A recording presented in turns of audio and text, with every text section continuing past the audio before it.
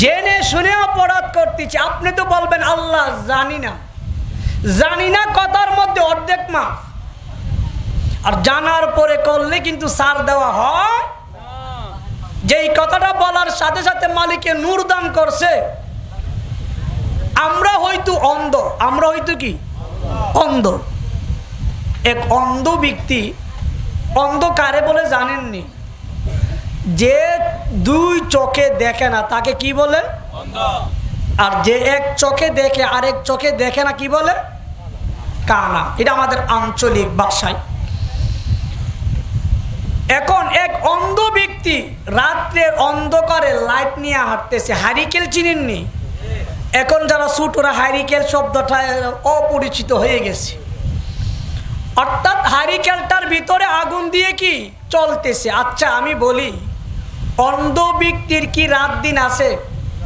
রাতে যেমন দেখে না, দিনেও দেখে না। ওর কি হারিকেল নিয়ে হাঁটার দরকার আছে? অন্ধ ব্যক্তি হারিকেল নিয়ে হাঁটতেছে। কি নিয়ে হাঁটতেছে? হারিকেল নিয়ে হাঁটতেছে।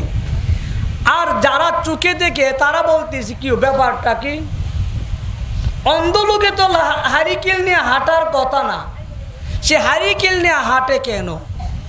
গিয়া জিজ্ঞাসা করলো, ভাই তুমি তো অন্ধ মানুষ। কহা অন্ধ মানুষ হইলে তোমার জন্য তো রাত আর দিন সমান, তুমি হারিকেল নিয়ে হাঁটতেছে কেন? সে বলছে এর একটা কারণ আছে। কি আছে? এর একটা কারণ আছে। কারণটা কি? আমি লাইট নিয়ে হারিকেল নিয়ে হাঁটতেছি আমি চোখে দেখার জন্য না। কেন হাঁটতেছ? যারা চোখে দেখে, আমি যে একজন ব্যক্তি আছি হেরার ফোটের থেকে বাঁচার লাগি। আমার লাইটটা হচ্ছে যারা চোখে দেখে অন্ধকারে আমার নিফট মারে, এই ফোটের থেকে বাঁচার লাগি কি নিতেছি? হারিকেল। আমরা হয়তো অন্ধ, কবরে যদি যাই, যদিও অন্ধ হলেও মদিনার নবীর ভালোবাসা মানে লাইট, আলো। এ আলো নিয়ে গেলে জাহান্নামের ফেরেশতার ফোটের থেকে বাঁচা যাইব। ঠিক না বেটি? একটু মনোযোগ হইবে ইনশাআল্লাহ। আজকে কিছু কথা বলবো। আপনার কারো বয়স এখানে আছেন 50 ওভার হয়ে গেছে, পার হয়ে গেছে, 40 বছর আছেন, 20 বছর আছে। আমাদের আম্মা জানদের মধ্যে কেউ 50 ওভার হয়ে গেছে, কেউ 40 বছর, 30 বছর, 18 বছর আছে। বুঝার পর থেকে আপনারা অনেক আলোচনা শুনেছেন, বাকি জীবন যতদিন বাঁচবেন আলোচনা শুনবেন। কিন্তু আমি আপনাদেরকে একটা কথা ওপেনলি বলবো, সারা জীবন শুধু শুনছেন নামাজ পড়ার কথা। কিভাবে পড়লে নামাজটা মেরাজ হব, এই ফুল গিট্টু ভাঙ্গা দিয়ে গেছে না, এই ফুল গিট্টুটা ভাঙ্গা দিয়ে গেছে না, যার কারণে আমি আপনি পড়ি ঠিক বেতন পাই না, কর্ম করি ঠিক বেতন পাচ্ছি না। তবে আমি যেই কথাগুলো বলে যাব, আশা করি ফুল গিট্টুটা কিছুটা ভেঙ্গে যাবে। আর আমার কথাই যদি কোরআন সুন্নাহর কারো দৃষ্টিতে ভুল মনে হয়, আমি 100 বার তাকে ধন্যবাদ জানাবো, সে আমাকে সংশোধন করো। কারণ আমি শিখব, আমি শিখতে রাজি আছি। আর আমার মধ্যে ভুল থাকবে না এমনটা না। আমি যেহেতু মানুষ, আমার কিছু ভুল হইতে পারে, ভুলের ঊর্ধ্বে কেউ। আর কেউ যদি বলে তার ভুল হবে না, এটা তার ব্যাপার, এটা আমি সাপোর্ট করি না। আমি মানুষ হিসাবে আমার এলেমের অভাবে হোক, খেয়ালের অভাবে হোক, বুঝার অভাবে হোক, ভুল হইতে পারে। পারে কি পারে না? ভুল হওয়াটা ছোট জিনিস না। ভুল হইলে আপনি আমাকে ধরাই দিলেন, আমি সংশোধন হয়ে যাব। ঠিক না বেটি? আর যদি শুদ্ধ বলি তাহলে মানার চেষ্টা করবেন। এর চাইতে ক্লিয়ার কথা আছে? ভুল হইলে সংশোধন করবেন, আর যদি শুদ্ধ বলি মানার চেষ্টা করবেন, আর না মানলে বিরোধিতা করবে। আর যদি করেন এটা আপনার ব্যাপার। আমি ঝগড়া করার পক্ষে, ইসলাম ঝগড়াকে সাপোর্ট করে না। আমি যেহেতু ইসলাম ধর্মের মানুষ দাবি করি, তাহলে আমিও তো ঝগড়াকে সাপোর্ট করতে পারি না। ইনশাআল্লাহ আমি মিলাদুন নবী অল্প কয়েকটা কথা শুকর আদায় করে আমার মূল আলোচনায় যাব। কষ্ট হবে না তো? ঈদে মিলাদুন নবী, একটু শুনে আমরা কেমন নবীর উসিলা আমরা আজকে এখানে বসার সুযোগ হয়েছে, কেমন নবীর উম্মত হয়েছি, কেমন নবীকে কতটুকু ভালোবাসার প্রয়োজন। আমার আল্লাহ বলে ওয়ারফানা লাকা যিকরা, হাবিব আমি আপনাকে ইজ্জত বুলন্দ করে দিয়েছি। কত বুলন্দ করেছি। আমার নবীর শান মিলাদ যদি আলোচনা করি রাতের পরে রাত চলে যাবে, কিয়ামত পর্যন্ত নবীজির মিলাদের আলোচনা শেষ হবে। ওই তো আমার এলেম কমের কারণে শেষ হইতে পারে, মিলাদের সম্পর্কে আল্লাহ সুবহানাহু তাআলা যে রহস্যপূর্ণ আলোচনা পেশ করেছেন তা কখনো শেষ হবে না। একটু শুনেন, আমার মায়ার নবীজির মিলাদের কত গুরুত্ব শুনেন। নবীজির আব্বাজান পৃথিবীর জমিন থেকে যখন বিদায় নিলেন, বিদায় নেওয়ার পর আমার মায়ার নবীজি যখন আমেনা আলাইহিস সালাম, আমেনা কাকে বলে জানেন? আমেনা একটা হচ্ছে আমানতদার, যেটা হচ্ছে নিরাপত্তা জায়গা, যেইখানে আমার মায়ার নবীজিকে রাখেছেন, যেইখানে রাখলে নিরাপত্তা থাকবে সেইখানে আমার মায়ার নবীকে আল্লাহ সুবহানাহু তাআলা আজ্জা ওয়া জাল্লা আমেনা আলাইহিস সালামের গর্ভে আমার মায়ার নবীকে আমানত দিয়েছেন। বলুন সুবহানাল্লাহ। এই দিক দিয়ে আমার মায়ার নবীজির আব্বাজান আব্দুল্লাহ আলাইহিস সালাম, আব্দুল্লাহ আলাইহিস সালাম যখন যেই সময় ছিল, ওই সময় শুধু জাহিলিয়াতের যুগ ছিল না, খুব কঠিন একটা অবস্থা ছিল। ওই সময় চন্দ্রের পূজা করত, সূর্যের পূজা করত, আগুনের পূজা করত। ওই সময় মানুষের রাখতো আব্দুস শাম, শামসের গোলাম, সূর্যের গোলাম, চন্দ্রের গোলাম, আগুনের গোলাম। যেই সময় ওই ধরনের নাম থাকতো, ওই অবস্থায় নবীজির আব্বার নাম কি? অর্থ কি জানেননি? আব্দুল্লাহ অর্থ কি জানেননি? আল্লাহর বান্দা। যে সময়ে এই ধরনের নাম রাখার কথা না, আগুনের বান্দা হওয়ার কথা, সূর্যের বান্দা হওয়ার কথা, চন্দ্রের বান্দা হওয়ার কথা, এই ধরনের নাম হওয়ার কথা, কিন্তু ওই অবস্থায়ও উনার নাম ছিল আব্দুল্লাহ। আল্লাহ কত হেফাজতে যে রাখেছেন। আব্দুল্লাহ আলাইহিস সালামকে আল্লাহ অসংখ্য অগণিত পুরুষের মধ্য থেকে সৃষ্টির শুরু থেকে শেষ পর্যন্ত এত অগণিত পুরুষ থেকে নবীজির আব্বা হওয়া কি সাধারণ ব্যাপার? একজন হাফেজের বাবা হওয়াই তো কঠিন হয়েছে, একজন আলেমের বাবা হওয়াই কঠিন, আর আখিরি জামানার নবীর আব্বা হওয়া তো সাধারণ কথা। আখিরি জামানার নবীর আম্মা হওয়া তো সাধারণ কথা। যেই তো হয়েছে অবশ্যই এখানে কিছু রহস্য ওই তো আমরা জানি না। আমি শুধু এখান থেকে বলছি, নবীজির আব্বা জান শুনছে মা আমেনা আলাইহিস সালামের গর্ভে সন্তান ধারণ করেছে। নবীজি আগমনের পূর্বে আমাদের নবীজির আব্বাজান আব্দুল্লাহ আলাইহিস সালাম এই পৃথিবীর জমিন থেকে কি নিছে? বিদায় নিছে। বিদায় নেওয়ার পর আমাদের সমাজও দেখবেন, স্বামী যদি মারা যায়, এই বিধবা মহিলার উপরে বিপদ, ঝড় তুফান যা বেশি। যে কথা না বলতে পারে হেও দুইটা কথা বলার চেষ্টা করে, আসেনি?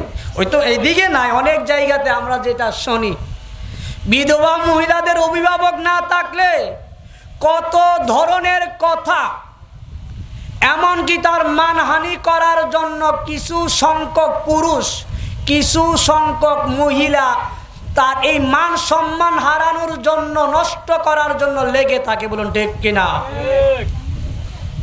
তুমি কারো মান সম্মান মারবে, ওয়াতু ইজ্জু মান তাশা ওয়া তুযিল্লু মান তাশা বিয়াদিকাল খায়র। ইজ্জতের মালিক আল্লাহর কাছে, বেজ্জতির মালিকও কি আল্লাহ। যার ইজ্জত দিয়ে কেউ তারে বেজ্জতি করতে পারে না, কেউ আল্লাহ যারে বেজ্জতি করে কেউ তার ইজ্জত দিতে পারে। মাগো, তোমার পাশের বাড়ির তোমার ভাতিজি, তোমার জি আর তোমার ভাতিজির মধ্যে পার্থক্য কি? তুমি তোমার বাতিজি নিয়ে নারা মন্তব্য করতেছো, তোমার ঘরে আগুনটা টাইনা আনতেছো। কারো মান সম্মান নিয়ে যদি আপনি কটাক্ষ করেন, অতি তাড়াতাড়ি আপনার ডাবল মান সম্মান যাবে। মানুষ যখন অপরাধ করে ডাইন দিকে চাই বাম দিকে চাই, ঠিক না বেটি? ডাইন দিকে চাই বাম দিকে চাই অপরাধ করার সময়, কিন্তু উপরের দিকে চা না। উপরের দিকে কি? ডান দিকে চাই বাম দিকে চাই, কিন্তু উপরের দিক চা না। বুঝার বিষয় রয়েছে। ওই আমেনা আলাইহিস সালাম যখন, আব্দুল্লাহ আলাইহিস সালাম যখন পৃথিবীর জমিন থেকে বিদায় নিলে, আমেনা আলাইহিস সালামকে কিছু মানুষ মন্তব্য শুরু করছে, আব্দুল্লাহ স্ত্রী এত সুগন্ধি ব্যবহার করে, এটা তো মহিলাদের জন্য মানানসই। অনেক কথাবার্তা শুরু করছে। নবীজির দাদার নাম কি? আব্দুল মুতালেব। ওনার নাম ছিল না, ওনার নাম ছিল সাইবা। ওনার নাম ছিল সাইবা। ওনার নামটা কেন এমনটা হইল? ওনার নাম হওয়ার পিছনে অনেক গোপন রহস্য রয়েছে। আর আব্দুল মুতালিবের বাবার নাম কি জানেননি? আব্দুল মন্নাফ। মন্নাফ বা হাশেম, হাশেমি বংশে। অর্থাৎ উনি অভাব অনটনের সময় রুটি গম মানুষকে বিতরণ করছি বিধায় উনাকে হাশিমি বলা হইত। আব্দুল মুতালেবকে দেখে এখানে কত বড় তাসাউফ। নবীজির আব্বা জানকে আল্লাহ নবীজির আব্বা হিসাবে কবুল করার পিছনে অনেক রহস্য। শর্ট হ্যান্ড বলতেছি, ওই হাশেম বিয়ে করেছিল, 4টি বিবাহ করেছিল। নবীজির দাদার বাপ কয়টা বিয়ে করেছিল? 4টি। এর মধ্যে একটা বিয়ে করেছিল সিরিয়া, যেটা বর্তমানে নাম হচ্ছে মদিনা। উনি ওইখানে বিয়ে করে একটা সন্তান ছিল, চলে আসে সাইবা, মক্কায় চলে আসছে। উনি যখন ইন্তেকালের পূর্ব মুহূর্ত ওনার ভাইকে পাঠাইছে মুতালেব। ওনার ভাইয়ের নাম কি? মুতালেব। বাইরে বলছে, ভাই আমার একটা ছেলে আছে মদিনায়, আমার শরীরের অবস্থা ভালো না, ওরে নিয়ে আসো। কি করে আসো? নিয়ে আসো। ওই মুতালেব, আব্দুল মুতালেব গেলেন মদিনায়। অনেক লম্বা কথা, গিয়ে ঘটনাক্রমে ওই ভাতিজাকে উটের পিছু বসাইলেন। বসায়া মক্কার দিকে রওনা দিলেন। রওনা দেওয়ার পর তখন সাইবা, তিনি এত ভালো কাপড় পরিধান করছিলেন না, ময়লা কাপড় ছিল। হাশেমের ভাই যখন গেছে, চাচা গেছে ভাতিজারে আনার জন্য, মানুষ বলছে এই লোকটা ছেলেটা কে? উনি ভাতিজা পরিচয় দিতে লজ্জা বোধ করছে। কত যে কঠিন রহস্য, লজ্জা বোধ করছে। বলছে মানে আব্দুল আমার গোলাম। উনার নাম হলো মুতালেব, আব্দুল মুতালেব, মুতালেবের গোলাম। সবাইকে বলছে, কিন্তু সাইবা নিজের চাচা যখন ওনার পরিচয়টা গোপন করছে, এরপরে উনি কষ্ট নেন আল্লাহ। উনি তখনও একাত্মবাদের উপরে মওজুদ ছিল। তিনি বলছেন, আমার চাচা আমার নামটা গোপন রাখছে, কষ্ট নেই নাই। আল্লাহ গো, উনার চাচার নামে কিন্তু আব্দুল মুতালেব, উনার নাম ছিল সাইবা। উনি বলছে আমার গুলা মুতালেবের, আব্দুল মুতালেব শব্দের অর্থ হলো মুতালেবের বান্দা, মুতালেবের গোলাম। ওই চাচার নাম হয়ে গেছে কি সাইবা থেকে আব্দুল মুতালেব, মুতালেবের বান্দা। উনি যে পরিচয়টাই দিছে, আল্লাহকে পরিচয় এটা থাকবে, তোমার পরিচয়, তুমি চাচার পরিচয় এই পৃথিবীতে মানুষ জানবে না, কিন্তু তোমার ভাতিজার পরিচয় আমি আল্লাহ, তুমি তার পরিচয় দিতে তুমি সংকোচ বোধ করেছো। আর আমি আল্লাহ কিয়ামত পর্যন্ত তোমার ভাতিজার পরিচয় কিয়ামত পর্যন্ত থাকবে। বলুন সুবহানাল্লাহ। ওই উনার নাম হয়ে গেছে আব্দুল মুতালিব, নবীজির দাদা। নবীজির কি দাদা? নবীজির দাদা কাছে যখন আসলো তত্ত্ব, আমেনা আলাইহিস সালাম কি ব্যবহার করে? সুগন্ধি। কথা একটু মনোযোগ, সুগন্ধি ব্যবহার করে। এই কথা যখন আসলো, আব্দুল মুতালিব গেল আমেনার কাছে, মা মা আমি কি একটা কথা বলবো? বৌমাকে কথা বলার কিছু নিয়ম আছে, আমরা ধরার সিস্টেম সুন্দর না, যার কারণে বউ ছেলে কথা শুনে। কোনো বউ যদি তরকারি খারাপ পাক করে, লবণ বেশি দিছে বা কম দিছে, মরিচ কম দিছে বা বেশি দিছে, সবাই মনোযোগী, লিসেন টু মি। আমরা কি বলি? শাশুড়ি, প্রায় শাশুড়ি বলে, তোর মা তোরে পাক শিখাইছে না? একটা ধাক্কা দিয়া কথা বলি, ঠিক কিনা বেটি? এই কথাটা বললে বউ কি খুশি হয় না বেজার হয়? এই কথা বললে বউ বেজার হয়ে যায়। এই কথা বললে বউ কখনো শাশুড়ির কাছ থেকে শিক্ষা গ্রহণ করবে না। তাহলে কিভাবে বলতে হবে? বৌমা তরকারিটা অনেক স্বাদ হয়েছে, অনেক ভালো হয়েছে, কিন্তু লবণটা একটু কম দিলে আরো ভালো হইতো, মরিচটা একটু বেশি দিলে ভালো হইতো, একটু কম দিলে আরো ভালো হইতো। যেটা শর্ট আছে খুব প্রেম দিয়া বলতেন, ভুলটাও ধরতেন, আবার প্রেমটাও দেখাই দিতেন, বউ শিখে ফেলতো। কিন্তু আমাদের ধরার সিস্টেম সুন্দর, যার কারণে শিক্ষা দেওয়া হয় না, বরঞ্চ ঘরের ভিতরে দ্বন্দ্ব তৈরি করা হয়। প্রায় ঘরের মধ্যে কি জানেননি? বেশি বড় জিনিস নিয়ে দ্বন্দ্ব না, পেঁয়াজ বেশি লাগাইলা, সাবান বেশি লাগাইলা, তেল বেশি লাগাইলা, বেশিরভাগ এই তিনটা জিনিস নিয়ে বেশি। বা আমি কথা শুনতে শুনতে যে অভিজ্ঞতাটা অর্জন করছি, এই তিনটা জিনিসের জন্য প্রায় ঘরের মধ্যে দ্বন্দ্ব চলতেছে। একটা লোক যদি তেল বেশি লাগা, মাসে যেখানে 5-6 কেজি যদি খা, বেশি লাগাইলে 3 কেজি লাগাইব, 4 কেজি লাগাইব, এর বেশি তো লাগানোর কথা না। তেল দিয়ে তো আর গোসল দিত না, গোসল দিব? 3-4 কেজি লাগাইলো, লাগাইলে 200 টাকা কেজি হইলে কই কেজি হইতেছে? 4 কেজির দাম 800 টাকা হচ্ছে। ধরে নিলাম 5 কেজি 1000 টাকা।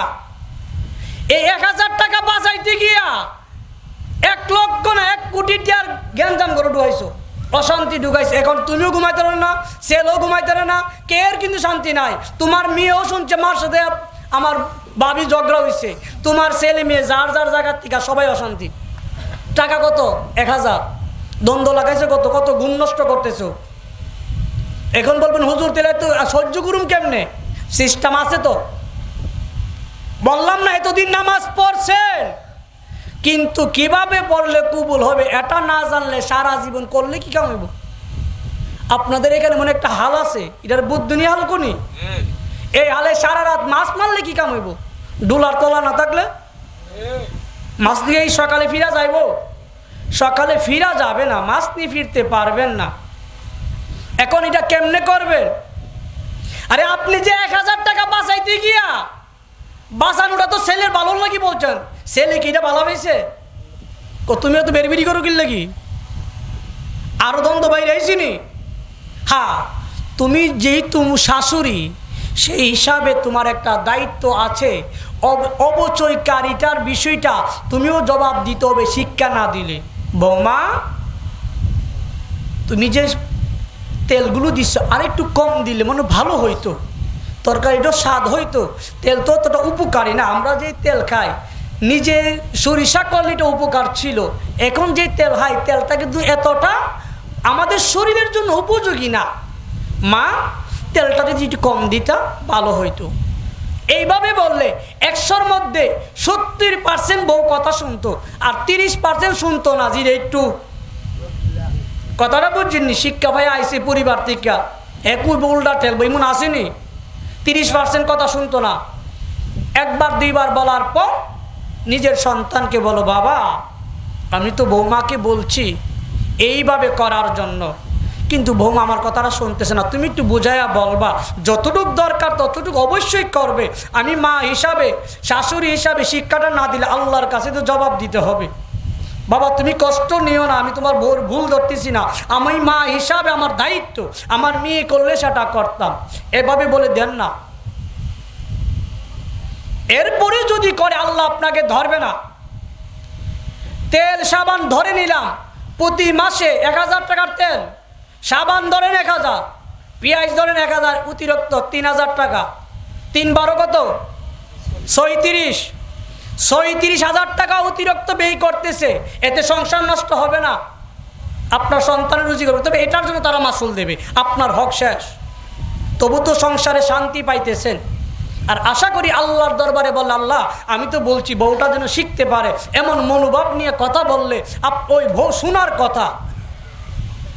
তবে আমি যেটা বলতেছিলাম, নবীজির দাদা আব্দুল মুতালিব বলতেছে, বৌমা ও বৌমা আমার তো ছেলে নাই, আব্দুল্লাহ হয়, কিন্তু মানুষ তো কিছু কথা বলে, তুমি নাকি সুগন্ধি ব্যবহার করো, এই কথাগুলো শুনলে তো আমার একটু খারাপ লাগে বৌমা। আমেনা আলাইহিস সালাম বলল, হে বাবা আমি কি করব? আমরা কোন নবীর মিলাদুন নবী আমরা উদযাপন করতে চাচ্ছি লক্ষ্য করে। আমেনা আলাইহিস সালাম বললেন, বাবা আমি কি করব? যেই দিন আমার গর্ভে রেহেবে আমার সন্তান যেই দিন আমার গর্ভে ধারণ করেছে, ওই দিন থেকে আমার শরীর থেকে মেশক আম্বরের ঘ্রাণ বাহির হতে থাকতে, বলুন সুবহানাল্লাহ। আমি কি বলবো, আমি কি করব বাবা? আমার সন্তান যেদিন আমার গর্ভে গিয়েছে সেই দিন থেকে হাওয়া আলাইহিস সালাম আমাকে সুসংবাদের বার্তা দিচ্ছে। আমি কি বলবো বাবা? আমার সন্তান যেদিন আমার গর্ভে আমি ধারণ করেছি ওই দিন থেকে বিবি আসিয়া এসে আমাকে সুসংবাদ দিচ্ছে। আমি কি বলবো বাবা? আমার সন্তান আমি যেদিন থেকে ধারণ করেছি ওই দিন থেকে বিবি আসিয়া আমাকে সুসংবাদ দিচ্ছে।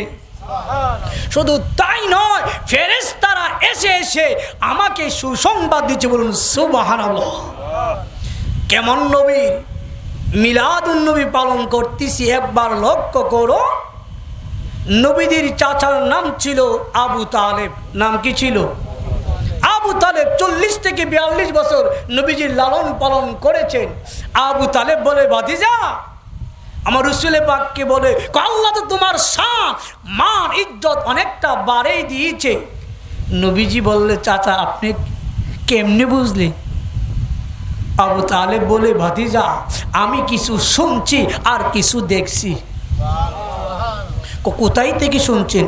কি শুনছেন আপনি আমার সম্পর্কে একটু বলুন না শুনি। তিনি বলছেন, আমি তোমার আম্মা জান থেকে শুনলাম তুমি যেদিন তোমার মায়ের গর্ভে ধারণ করেছো, অন্য সময় কূপের মধ্যে পানি আনতে গেলে পানিটা ওই বালতিটা নিচে ফেলে দিয়ে টান দিয়ে বালতি দিয়ে পানি উঠাইতে হচ্ছে। আর তুমি যেদিন গর্ভে ধারণ করেছো ওই দিন থেকে তোমার আম্মা জান যখন কূপের কাছে পানি আনতে যায়, পানি তোমার আম্মার জন্য কূপের উপরে উঠে তোমার আম্মার জন্য অপেক্ষা করে। তাই নাকি? আচ্ছা আর কি শুনছেন? আর কি শুনছি? তুমি শুনবে।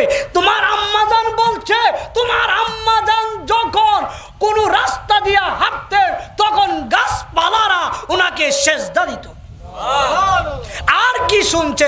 তোমার আম্মা বলছে তুমি যখন গর্ভে ধারণ হয়েছে তোমার আম্মা যখন বাহিরে যাইতো চন্দ্র সূর্য তোমার আম্মাজানের দিকে ঝুঁকে পড়তো। আর কি শুনছে? আর কি শুনছি? তোমার আম্মা বলেছে তুমি যখন এই পৃথিবীর জমিনে আগমন করেছো তোমার আম্মা বলেছে তুমি যখন তোমার মায়ের গর্ভে ছিলে প্রত্যেকটি মা 9 মাস মতান্তরে 10 মাস ঘুমাইতে পারে নাই। তোমার আম্মা বলেছে এই 10টি মাস আমার সন্তানকে আমি ধারণ করেছি, আমি একটুও কষ্ট অনুভব করি না। বলুন সুবহানাল্লাহ।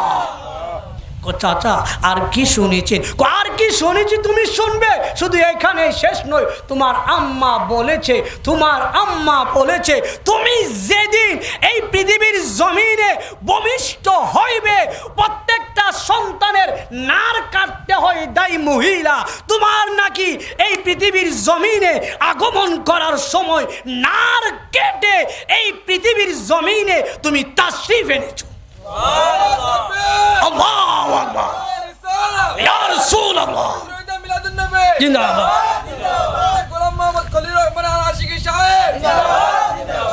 আপনাদের খারাপ লাগতেছে? এই মাসে এই কথাগুলো না বললে হক আদায় হবে? চাচা আর কি শুনছেন, এমন কি কথা শুনছেন একটু বলেন না। তখন আব্দুল মুতালেব বলে, আরে আবু তালেব বলে, শুধু তাই নয়, তোমার আম্মা বলেছে তুমি যেদিন ভূমিষ্ঠ হয়েছ, তুমি যেদিন এই পৃথিবীর জমিনে আগমন করেছ, সন্তানের শরীরের মধ্যে রক্ত লাগানো তাকে দুনিয়ার পানি দিয়ে দৌত করে পরিষ্কার করতে হয়, তবে তোমাকে কে যেন জান্নাতের পানি দিয়ে দৌত করাইয়া তুমি পৃথিবীর জমিনে আগমন করেছ।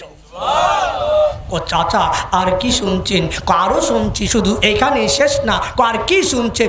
শোন না, তোমার আম্মা বলেছে তুমি যেদিন এই পৃথিবীর জমিনে আগমন করেছ, সন্তান অলঙ্গ অবস্থায় এই পৃথিবীর জমিনে আসে, কিন্তু তুমি যেদিন আগমন করেছ তুমি অলঙ্গ অবস্থায় আসো না, জান্নাতি পোশাক পরিধান করে এই পৃথিবীর জমিনে আগমন করেছ।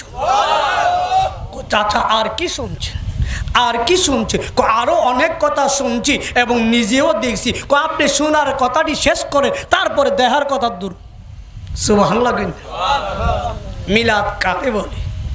নবীজির মিলাদ কাকে বলে? তারপরে বলল চাচা আর কি শুনছে? শুনলাম, শুধু এখানে শেষ না, এখানে শেষ না। তুমি যখন পৃথিবীর জমিনে ভূমিষ্ঠ হও তখন তোমাকে সুরমা পরানো অবস্থায় তোমাকে সুন্দর করে সাজায়ে আমার আল্লাহ পাঠাইছে। ওয়ারফানা লাকা যিকরা, আল্লাহর আয়াত নাজিল করলেন এমনি না বাজান। চাচা আর কি শুনছেন? আর কি দেখছে? শুধু তাই না, তোমার আম্মা বলেছে যখন তুমি ভূমিষ্ঠ হও ঘরটা অন্ধকার ছিল। তুমি আর মায়ে বলতেছে তুমি যখন ভূমিষ্ঠ হও তখন উপরের ছাদের একটু ছাদ ফাঁকা হয়ে যায়, ফাঁকা হয়ে যাওয়ার পরে কুয়াশা ভিতরে প্রবেশ করতেছে। তুমি যখন তাশরীফ এনেছো তোমার আম্মা বলতেছে তোমার নূরের আলোতে সিরিয়া রুম তোমার আম্মা দেখতে পাইছি। এখানে আলো দিয়ে উত্তরপাড়া দেখা যায়, রুম দেখতে পাইছি, তোমার আম্মা কইছে। তাই নাকি চাচা? আর কি শুনছেন? আর কি আপনি শুনছেন? শুধু তাই না, সন্তান এসে ভূমিষ্ঠ হওয়ার সময় চিৎকার করে হোয়া করে কান্না করে তোমাকে, শত সন্তান পৃথিবীর জমিনে আসছে, মাথা আগে আসে না পা আগে আসে জানেননি? মাথা আগে আসে। আর তুমি যখন পৃথিবীর জমিনে আগমন করেছো তোমার পা এই পৃথিবীর জমিনে পা মুবারক আগে এসেছে। অন্য নবীদের সময় নামাজ যত ওয়াক্তি ছিল, নামাজের জন্য শর্ত ছিল মসজিদ, নির্ধারিত একটা জায়গা, অন্য জায়গায় পড়লে নামাজ হবে।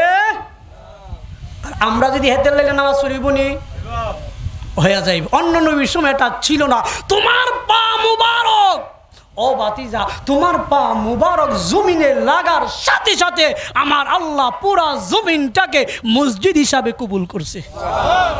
ও চাচা আর কি শুনছেন? আরো শুনছি।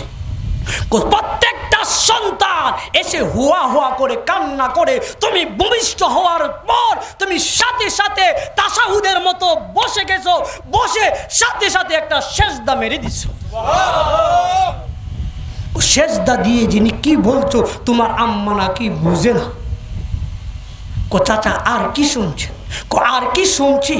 তোমার যে তোমার শান শকত যদি এইভাবে বর্ণনা করি কিতাবে আসতেছে, কিয়ামত হয়ে যাবে, আলোচনা শেষ হবে।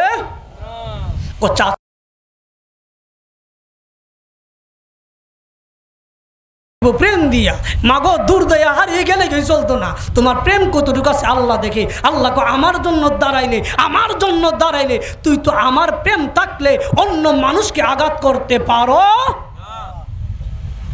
উজু হইলেই নামাজ পড়ন যাইতো না। এবার আসুন, নামাজ পড়তে হলে সর্বপ্রথম যেই জিনিসটা লাগবে সেই জিনিসটা হচ্ছে, আপনি উজু করছেন, মনে হচ্ছে আপনার গোসল দেওয়া ফরজ, তাহলে নামাজ দিবনি? হ্যাঁ, গোসল ফরজ, আপনি উজু করে আইসু, নামাজ দিব? বোঝা গেছে নামাজ হবে না, নামাজ হবে না। তাহলে 1 নম্বর, নামাজে দাঁড়ানোর আগে শরীরটারে পাক করতে হবে। কি করতে হবে? শরীরকে পাক করতে হবে। 11:25 হয়েছে, আমি আর 5 মিনিট করব, কারণ এমন বিলম্ব করব না যেই বিলম্ব দ্বারা আগামী মাস আইতে আপনার কষ্ট লাগবে। আর নবীজি বলছে তুমি এমনভাবে আলোচনা করো, এমনভাবে দোয়া করো যেন শ্রোতার মনে কোনো বিরক্ত না আসে। আর বিরক্ত আসলে সে আলোচনা কবুল হবে। আমি শুধু 5 মিনিট করে, আগামী মাসে তো আবার আলোচনা চলে যাবে। আমার গাউসে পাকের পাতে ইয়াজ দহমের মাহফিল পড়বে আগামী মাসে, তো ওইখানে হক আদায় করব, আর পাশাপাশি একটু বলবো। আজকে উজুরা রিপিট করছি, আগামী ক্লাসে আমি আইসাই আপনি যাদেরকে মন চাই বলবো, একটু বলবেন উজু 4টা, শরীয়তের উজু আর তরিকতের উজুটা আপনারা একটু আসবেন, আমি সহযোগিতা করব। এবার আসেন, শরীয়তের জন্য উজু করার জন্য প্রথম হচ্ছে শরীর পাক। কি পাক? শরীর পাক বলতে আমরা উজু গোসল বুঝি। কি বুঝি? উজু গোসল বুঝি। হ্যাঁ, কিন্তু নবীজি বলছে লা ইয়াদখুলুল জান্নাতা জাসাদুন গুযিয়া বিল হারাম, যে হারাম হাইয়া দেহটারে বানাইব এ দেহ জান্নাতে যাবে। আম্মা গো, ও আম্মা, আম্মা আপনি তো নামাজ পড়তেছেন, আপনার স্বামী কি বৈধ পন্থায় রোজগার করে কি না? ও আম্মা, আমি তো জানি কোন স্বামী যদি কোনো মহিলার লগে ফোনে একটু কথা আর শুনতে পারে, বড় শান্তিতে হ্যাঁ না অশান্তিতে? ওদা অশান্তি। আর কি যে একটা অবস্থা, বাবার বাড়ি টাবার বাড়ি বেড়াইলা, আর বাবুর থাকলে আপনার ভাই কি শুরু করে দিছে, আর শ্বশুর থাকলে কি শুরু করেছে আপনার ভূতে। ঠিক কিনা বেটি? এটি কি লাগি করে, মানে ফোন করলে বউর কাছে ভালো লাগে না খারাপ লাগে? ভালো লাগে না? কি লাগে? খারাপ লাগে। কি লাগে? একটু মিল লাগে কথা কইছে। আম্মা, অন্য মেয়ের সাথে কথা বলা না জায়েজ, এটা শূন্য যতটুকু খারাপ লাগে এর অর্ধেক যদি আপনার স্বামী হারাম টাকা উপার্জন করলে যদি এই হারামটা লাগতো, অর্ধেক খারাপ যদি আপনার স্বামী হারাম টাকা উপার্জন করলে হারামটা লাগতো, তাহলে সমাজটা শান্তি হয়ে যেত। ঠিক কিনা বেটি? আপনার স্বামী যে উপার্জন করে সেই বিষয়টা হালাল কিনা সেই বিষয়টা আপনারা জানতে হবে। তাহলে শরীর পাক বলতে হালাল খাবার খেতে হবে।